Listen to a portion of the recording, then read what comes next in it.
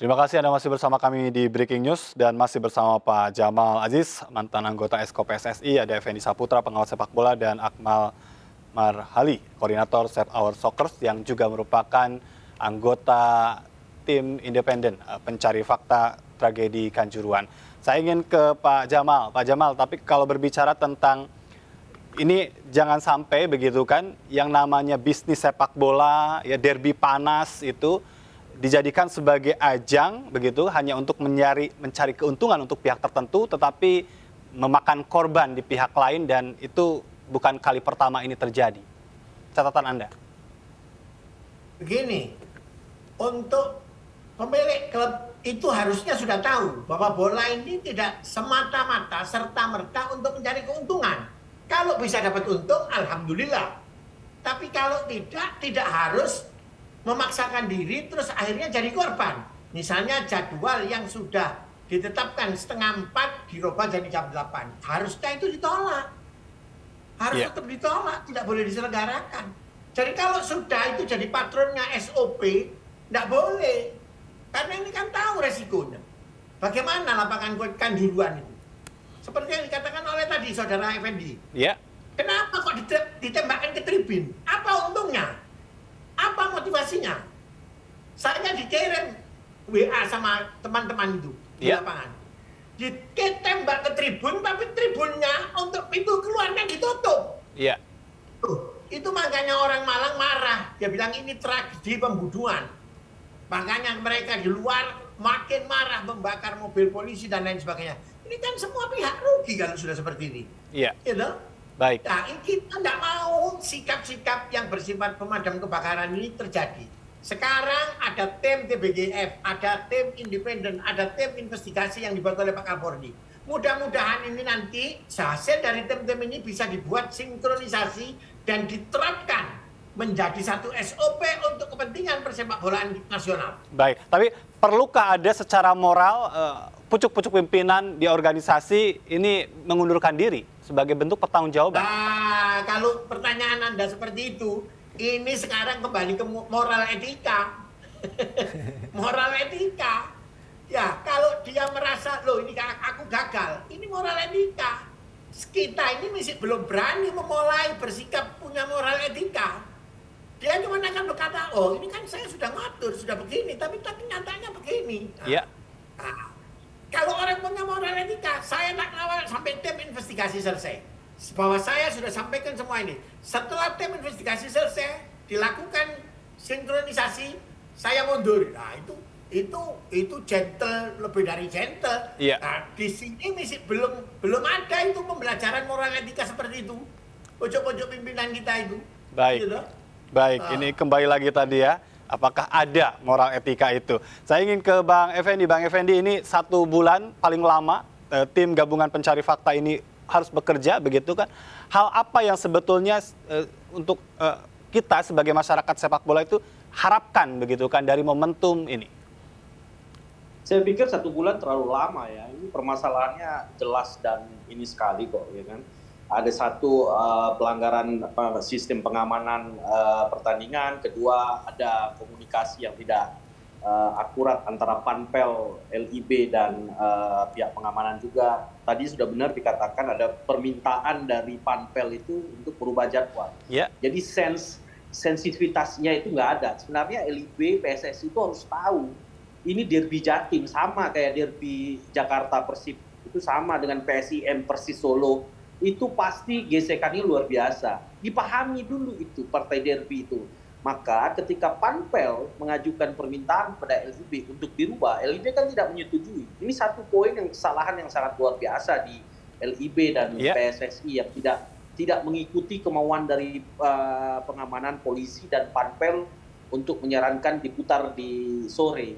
Nah, saya pikir nggak terlalu sulit lah bagi tim TPGF untuk bekerja ya. Kalau dari sistem pengamanan udah jelas, ada kesalahan prosedur dari gas air mata aja udah salah gitu kan. Yang kedua soal pemindahan jam main yang tidak dilakukan, nah itu juga kesalahannya udah tahu kita di mana. Baik. Yang keempat juga yang harus wanti-wanti juga adalah televisinya, pemegang hak siar. Karena saya lihat selama ini pemegang hak siar inilah yang berkuasa penuh atas semua kompetisi di Indonesia. Dia bisa menentukan mau main kapan. Kita klub biasanya minta supaya dirubah. Kalau TV nggak dikasih. Baik, gitu. tanpa mempertimbangkan resiko begitu ya? Ya, tidak mempertimbangkan resiko, padahal ini derby panas. Mestinya dari awal udah dipikirkan, udah kita tempatkan sore. Nah, tidak perlu dipikirkan rating, karena kalau namanya derby panas seperti ini, ditaruh sore juga tetap rame. Iya, jadi ini gitu. Kembali ke yang tadi disampaikan oleh Mas Akmal, ini adalah kesalahan berjamaah, artinya PSSI, LIB, Pansel, dan kepolisian, pihak-pihak ini harus ada yang bertanggung jawab ya, tidak hanya satu pihak saja begitu. Semua ini adalah kesalahan berjamaah dari awal. Sehingga kalau tadi pertanyaan kepada Pak Jamal tadi menyatakan bahwa adakah harusnya betul. Kalau saya jadi ketua PSSI, ketua umum PSSI, pasti saya hari ini juga meletakkan diri jabatan saya sebagai ketua umum PSSI. Karena saya gagal dalam hal ini. Demikian juga polisi. Entah itu Kapolres atau setingkat di atasnya Kapolda juga sudah harus bertanggung jawab gitu. Udah kelihatan kok salah-salahnya. Jadi TPGF ini hanya tinggal memastikan saja bentuk kesalahannya. Tapi kalau siapa yang bertanggung jawab sebenarnya sudah kelihatan. Nah, tinggal juga pertanggungjawaban dari pemegang hak siar yang merubah dan tidak memberikan izin pertandingan ini digelar sore hari juga harus bertanggung jawab. Baik, gitu. saya ingin ke Mas Akmal. Tim gabungan independen pencari fakta baru akan rapat besok begitu untuk menentukan langkah-langkah apa yang dilakukan.